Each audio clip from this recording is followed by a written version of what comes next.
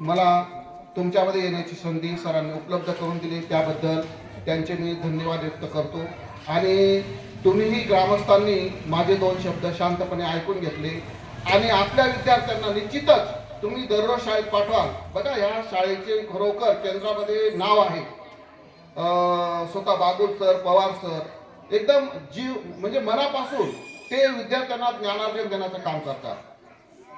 इंग्रजीमध्ये सुद्धा विद्यार्थी एकदम हुशार आहेत। सर्वच गोष्टीमध्ये एकदम ते केंद्राचे कोणतेही काम असो कधीही ते नाही म्हणत नाही। तर असे हे तुम्हाला गुणी शिक्षक गावात मिळालेले, तर त्याचा जास्तीत जास्त तुम्ही संधीचा फायदा घ्या आणि आपले विद्यार्थी जास्तीत जास्त शाळेत पाठवा, दररोज पाठवा। एखाद्या दिवशी अडचण असेल तर सरांना सांगा, पण मात्र गैरहजर ठेवू नका।